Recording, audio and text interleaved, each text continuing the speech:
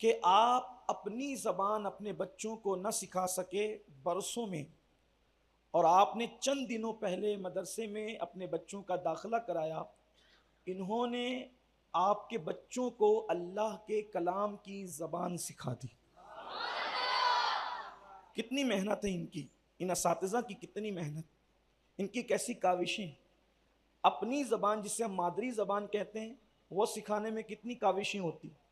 और जो कुरान की ज़बान है, जो लिसाने कुरान है, दुनिया में ज़बानें बहुत है, लेकिन कुरान की जो ज़बान है उस ज़बान का मुकाबला दुनिया की कोई ज़बान नहीं कर सकती। क्यों? इसलिए कि हर ज़बान 100 किलोमीटर पर, 70 किलोमीटर पर तब्दील होती रहती।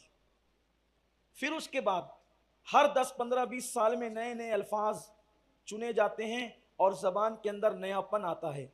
लेकिन ये कुरान की ज़बान है, 1450 साल पहले जिब्रील लेकर के आए, आज भी वही ज़बान है और उस ज़बान को कोई ज़बानदां चैलेंज नहीं कर सका। मेरे इमाम फरमाते हैं, फुसहा अरब के बड़े बड़े तेरे आगे यूं है दबे लचे, फुसहा अरब के बड़े बड़े तेरे आगे यूं है दबे लचे, कोई जाने मुंह में ज़बान नहीं, नहीं बल्कि जिस्म में जान नहीं।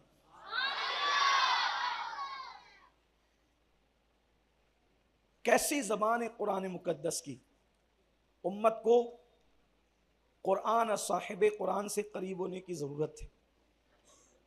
मुझे हैरत है, जिस कौम के पास कुरान जैसी किताब हो और साहिब कुरान जैसा रसूल हो, अगर वो कौम आज दर दर की ठोकरें खा रही है तो उसकी सबसे बड़ी वजह कुरान और साहिब कुरान से दूरी है।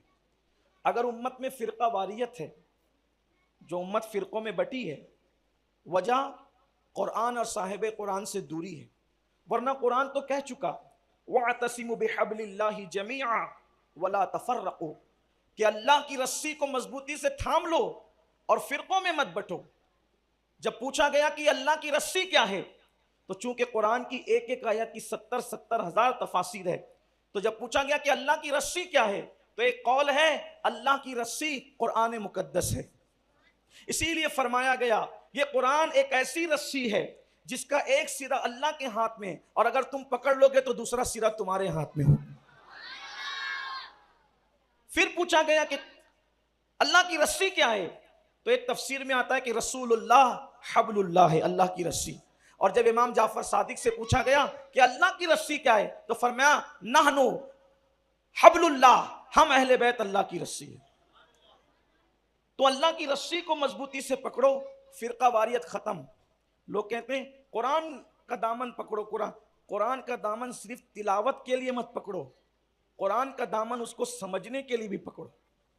मेरे आका अलैहिस्सलाम ने खुतबा हज्जतुल वदा में फरमाया था, इन्नी तारिकुन फीकुम अस्सक़लैन, कि मैं तुम्हारे दरमियान दो भारी चीजें छोड़े जा रहा हूं, किताबुल्लाही व इतरती अहलु बैती, कि मैं तुम्हारे दरमियान दो भारी चीजें छोड़े जा रहा हूं, एक अल्लाह की किताब है और दूसरी मेरी अहले बैत है। जब तक तुम इन दोनों का दामन मजबूती से पकड़े रहोगे उस वक्त तक तुम कभी गुमराह नहीं हो सकते। आइए कुरान मुकद्दस के करीब आइए, साहिब कुरान के करीब आइए, हुजूर की अहले बैत के करीब आइए, आप गुमराही से महफूज रहेंगे। अल्हम्दुलिल्लाह सुन्नी दावत इस्लामी ने आज से चंद साल पहले ये प्लान किया कि हमने अपने बच्चों को सही कुरान पढ़ाना, इसलिए कि हमने देखा कि लोग कुरान तो पढ़ते हैं, रमज़ान शरीफ में 2-2, 3-3, 5-5 ख़त्म कर लेते हैं, मगर वो सूरह फातिहा सही नहीं पढ़ सकते, सूरह इखलास सही नहीं पढ़ सकते। तो ये था कि भाई लोग कुरान तो पढ़ रहे हैं, सही कैसे पढ़ेंगे। तो उसके लिए हमारे अहबाब ने मिलजुल कर, बिलखुसूस सुन्नी दावत इस्लामी की मजलिस शूरा ने मिल करके शोबे मदारिस की बुनियाद रखी और 4 या 6 मदारिस से ये शुरुआत की गई और अल्हम्दुलिल्लाह आज ये तादाद 70 के करीब पहुँच चुकी है। इसमें हमारे बिरादर अजीज़ जनाब कारी नूर मोहम्मद रज़वी साहब की अनतक मेहनतें हैं, बड़ी कोशिशें हैं, फिर शोबे के जुमला अहबाब की भी, और माशाअल्लाह फिर यहाँ पर मरकज़ पर जामा मस्जिद या रसूलुल्लाह में जब तालीम का नज़्म किया गया और मुनज़्ज़म तौर पर किया गया तो तकरीबन 250 के करीब बच्चे इसमें तालीम हासिल करने के लिए आ रहे हैं। इस मदरसे की खुसूसियत ये है, आपने सुना हज़रत मौलाना हफीज़ुल कुरान साहब से कि एक वक्त बच्चे स्कूल पढ़ते हैं और दूसरे वक्त बच्चे मदरसा पढ़ते हैं। फिर उसके बाद बच्चे अक्सर व बेशतर जो हिफ्ज़ वाले हैं वो असर से आते हैं और रात में 9 साढ़े 9 बजे ये वापस जाते हैं। तो इन पर मेहनतें हैं। मैं अपने तमाम असातिज़ा हमारे जितने हैं सब के नाम मैं क्या लूँ अब, क्योंकि ये सब की यकसा मेहनतें हैं। अल्लाह इन सब को बेहतर जज़ा अता फ़रमाएँ। कब्र के अंदर कुछ लोग ऐसे हैं रहेंगे जिनके कफन भी मैले नहीं होंगे और उनके जिस्म हमेशा तरोताज़ा रहेंगे। कब्र में जिनके जिस्म तरोताज़ा रहेंगे और कफन भी मैले नहीं होंगे, वो कौन लोग हैं? नंबर 1, वो आलिम जो अपने इल्म पर अमल करे, उसका कफन भी मैला नहीं होता और उसका जिस्म तरोताज़ा रहता है। नंबर 2, वो हाफिज़ कुरान जिसने कुरान हिफ्ज़ किया और उसका हक जाना। कुरान हिफ्ज़ करके उसका हक जानने का मतलब क्या है? कुरान हिफ्ज़ करके उसका हक जानने का मतलब है कि कुरान ने जिसका हुक्म दिया उससे रुका रहा और जो करने का हुक्म दिया उसने किया। तो यह है कुरान का हक जानना। उसका भी कफन मैला नहीं होगा और उसका जिस्म सही सलामत रहेगा। और नंबर 3, जो कसरत से मेरे नबी पे दुरूद शरीफ पढ़ेगा, उसका कफन भी मैला नहीं होगा और उसका जिस्म सही सलामत रहेगा। मुझे खुशी है कि मेरी सुन्नी कौम जो नाते रसूल पर झूमती है और नाते रसूल की महफिलों में रिकॉर्ड तोड़ पब्लिक आती है। जब शुरू में हमने सोचा कि कुरान मुक़द्दस के कभी जो है वो मुसाबक़े का प्रोग्राम करेंगे, कभी जो है वो मुज़ाहिरे क़िरत करेंगे, तो अहबाब ने कहा क्या लोग आएंगे?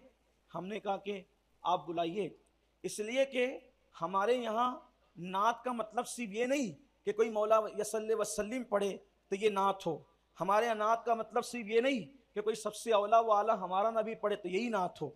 अगर हमारे यहाँ नात का ये सिर्फ मतलब नहीं कि सरताबा कदम है तने सुल्तान ज़मन फूल पड़े तो यही नात हो। हमारे यहाँ तो ये भी नात है कि अल्लाह फरमाता है या अय्युहल मुज़म्मिल, या अय्युहल मुद्दस्सिर, या अय्युहन नबी, या अय्युहर रसूल। ये सब नात नहीं है। नात है हुजूर की तारीफ़ करना। अल्लाह से बढ़कर हुजूर की तारीफ़ करने वाला कौन है? बल्कि अल्लाह जितनी बड़ी और अहम नात बयान करता है वैसा तो कोई बयान कर भी नहीं सकता। क्यों? इसलिए कि रसूलुल्लाह की मुकम्मल तारीफ़ के लिए हुजूर को मुकम्मल जानना ज़रूरी है। और हुजूर को तो मुकम्मल अबू बकर सिद्दीक भी नहीं जानते, हुजूर को तो मुकम्मल उमर इब्न खत्ताब भी नहीं जानते, हुजूर को तो मुकम्मल उस्मान गनी भी नहीं जानते, हुजूर को तो मुकम्मल मौला अली भी नहीं जानते। अल्लाह के सिवा हुजूर को कोई मुकम्मल जानता ही नहीं है। बल्कि हम तो अहले ज़ौक़ ये कहते हैं कि अल्लाह को कोई जानता है तो वो मोहम्मदुर रसूलुल्लाह है, और मोहम्मद को कोई जानता है तो वो अल्लाह रब्बुल इज़्ज़त की ज़ात। इसीलिए गालिब जैसे कादिरुल कलाम शायर से जब किसी ने कहा कि गालिब तुमने बड़ी गजलें लिखी और तुम अपने बारे में इतना नाज करते हो कि तुम खुद कहते हैं कि यूं तो है जमाने में सुखनवर बहुत अच्छे, यूं तो है जमाने में सुखनवर बहुत अच्छे। कहते हैं कि गालिब का है अंदाजे बयां और आपको अपनी सुखन पर इतना नाज है, कभी नबी की नात लिखी? नबी की नात लिखो। तो गालिब जैसा शायर जब नात लिखने की बात आती है तो 2 मिसरे कह के कलम तोड़ देता है कि और गालिब कहते हैं गालिब सनाए खाजा बयज़दा गुज़ाश्ते, कहते हैं गालिब सनाए खाजा बयज़दा गुज़ाश्ते आज़ाते पाके मर्तबा दाने मोहम्मद अस्त। गालिब नात लिखने का मामला अल्लाह को सौंप दे, इसलिए कि अल्लाह ही जानता है कि मोहम्मद का मर्तबा क्या है। उससे बेहतर कोई नबी की शान बयान नहीं कर सकता। देखो ना, नबी की नात एक एक आयत है। इसीलिए सरकार नज़मी मारवी कहते हैं आगाज से आखिर तक कुरान है नाते मुस्तफ़ा, महबूब के बयान का कैसा अनोखा ढंग है। बच्चों को कुरान पढ़ाइए। और मैं बार बार कहता हूँ जितने लोग आए, ये मुसाबिका, ये मुजाहिरा, ये सब करने का मकसद आपसे दाद वसूल करना नहीं है, भीड़ इकट्ठा करना नहीं है। यहाँ बच्चों को पढ़वा कर आपको बताना ये मकसद है कि देखो यहाँ ऐसी तालीम हो रही है कि आप भी चाहते हैं कि आपका बच्चा कुरान पढ़े, आपका बच्चा कुरान पढ़े। आपका बच्चा कुरान पढ़ेगा तो इसका सवाब आपको भी मिलेगा। हाँ, आपका बच्चा हाफिज़े कुरान बनेगा तो आपके सर पे क़यामत के दिन नूर का ताज रखा जाएगा। हाफिज़े कुरान अपने ख़ानदान के ऐसे लोगों की शफाअत करेगा जिन पर जहन्नम वाजिब हो चुका हो। तो जब ख़ानदान के लोगों की शफाअत करेगा तो माँ बाप की शफाअत नहीं करेगा? बिल्कुल करेगा। अपने बच्चों को पढ़ाइए कुरान। और हमारा एक ख्वाब है कि आज से 200 साल पहले हिंदुस्तान का जो माहौल था वो माहौल हमें फिर लाना है। क्या? जो बादशाह होता था वही मस्जिद में तरावी पढ़ाता था, कभी जज मस्जिद में तरावी पढ़ाता था, कभी वकील मस्जिद में तरावी पढ़ाता था। हम चाहते हैं वही माहौल हो कि आईएएस मस्जिद में तरावी पढ़ाए, आईपीएस मस्जिद में तरावी पढ़ाए, जज मस्जिद में तरावी पढ़ाए। वो माहौल कैसा होगा? ये कब होगा? जब आप अपने बच्चों को स्कूल भी पढ़ाएंगे और मदरसा ही पढ़ाएंगे। मैंने कई मर्तबा अपनी झोली फैलाकर मालेगांव वालों को कहा था कि आपने तो हमें चंदे बहुत दिए, मैं कभी आपसे चंदा मांगने के लिए जो वो जिद नहीं करता, लेकिन मैं अपनी झोली फैलाकर सिर्फ 3 साल के लिए आपसे आपके बच्चों को मांगता हूं, आपके बच्चे हमें दे दें, इस तरह से कि जामे आले रसूल में एक मर्तबा उसको मदरसा पढ़ने के लिए भेजिए। एक टाइम वो स्कूल जाता है, एक टाइम उसको आप मदरसे में भेजिए ताकि वो हाफिज कुरान बने। देखो स्कूल में एसएससी और एचएससी पर, स्कूल में एसएससी और एचएससी पर इक्तिफा मत करो, और मदरसों के अंदर नाजरा कुरान पर इक्तिफा मत करो। ये बात मैं खास कह रहा हूं दिल के दर्द के तौर पे। मेहमानों का हक था, उनको तकरीर करवानी चाहिए, लेकिन मौलाना गुफरान ने कहा कि आप कहें तो मैं कहने खड़ा हुआ हूं, लेकिन दिल का दर्द कह रहा हूं। हम क्यों कारी बनाना चाहते हैं आपके बच्चे को? हम क्यों हाफिज बनाना चाहते हैं आपके बच्चे को? हम क्यों आलिम बनाना चाहते हैं आपके? हमारा ख्वाब है मालेगांव के हर घर में हाफिज कुरान हो, ताकि अपने बाप का जनाजा बेटा पढ़ाए, दादा का जनाजा पोता पढ़ाए, नाना का जनाजा नवासा पढ़ाए। हम ये चाहते हैं। क्यों ऐसा है? अगर मेरे उलमा मुझे माफ करें हुफाज, मैं एक बात कहूंगा, हक बात कहूंगा, वैसे कहता भी हूं लेकिन एक बात कहता हूं। बाप की मौत पर बेटे का जो दिल टूटता है वो मस्जिद के इमाम का दिल नहीं टूटता। सही?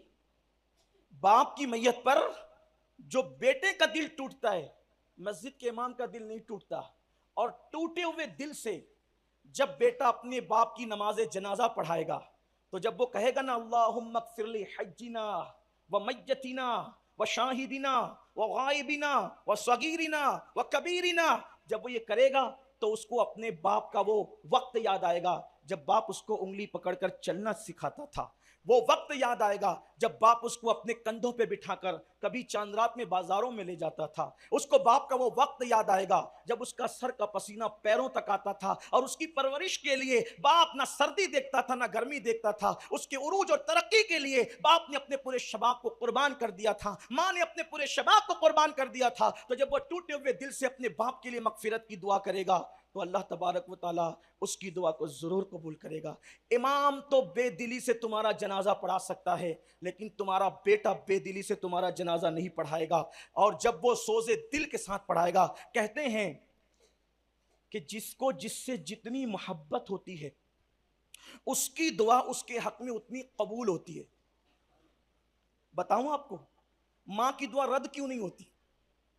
क्योंकि मां सबसे ज्यादा औलाद से प्यार करती। नबी की दुआ उम्मती के लिए रद्द क्यों नहीं होती? क्योंकि नबी अपनी उम्मत से तो जो जितना जिससे प्यार करता है उसकी दुआ में उसके लिए उतना खुलूस होता है। मैं इमामों की नमाजों को मशकूक करने नहीं आया, लेकिन मैं आपको बता रहा हूं इमाम लोग खुलूस ही से पढ़ाते हैं, इखलास ही से पढ़ाते हैं। लेकिन जो दिल की सोजी के साथ, जो दिल की तड़प के साथ एक बच्चा अपने बाप का जनाजा और अपनी मां का जनाजा पढ़ाएगा, पोता अपने दादा का, नवासा अपने नाना और नानी का जनाजा पढ़ाएगा, उसका ज़ौक़ ही कुछ और होगा। और इसीलिए आप मदरसों से 40-40 कुरान खरीद कर इसाले सवाब करोगे। वो इसाले सवाब क्या है? वो तो इसाले अजाब है। अगर आपका बच्चा सिर्फ बिस्मिल्लाह पढ़ दे तो कब्र में आपके लिए जन्नत के बागों में से बाग बना दिया जाता है। इसलिए आप अपने बच्चों को स्कूल ज़रूर पढ़ाइए, बिल्कुल पढ़ाइए, लेकिन आप मदरसा पढ़ाइए। और सिर्फ नाजरे पर मामला ख़त्म मत कीजिए। मैं तो झोली फैलाकर आपसे आपके बच्चों को भीख में मांग रहा हूँ। मालेगांव वालों, मुझे पता है तुम मुझसे बहुत मोहब्बत करते हो और तुम्हारी मोहब्बतों की दास्तान शहर के किनारों से निकलकर दुनिया के किनारों तक पहुंची है कि मालेगांव वाले अमीनुल कादिर से प्यार कितना करते हैं। आप बहुत मोहब्बत करते हैं, लेकिन आप अपने बच्चे मुझे दीजिए, हमें दीजिए, 3 साल के लिए दीजिए। आप उसको जाहिल दोगे, हम उसको हाफिज कुरान बनाकर लौटाएंगे। स्कूल भी हमने कायम किया, अल्हम्दुलिल्लाह हमारे बच्चे स्कूल में भी हिफ्ज़ कुरान कर रहे हैं। कई हमारे कुछ बच्चे स्कूल के होंगे यहाँ जो हिफ्ज़ कुरान कर रहे हैं माशाअल्लाह। हिरा के बच्चे हैं यहाँ पर जो हिफ्ज़ कुरान कर रहे हैं माशाअल्लाह। उठाओ बेटा, हिरा के कितने बच्चे हैं जो हिफ्ज़ कुरान कर रहे हैं? ये देखो, उठाओ ऊपर हाथ उठाओ, लोग देखें। हिरा के अभी तो यहाँ इतने बच्चे ये यहाँ कर रहे हैं। और भी बच्चे हैं जो स्कूल में करते हैं। हम चाहते हैं बच्चा डॉक्टर भी हो, हाफिज कुरान भी हो, ताकि घर में एक इस्लामी माहौल हो। और ये मुसाबिके में ये जो इनामात हैं तो ये बहुत कम है, बहुत छोटे हैं।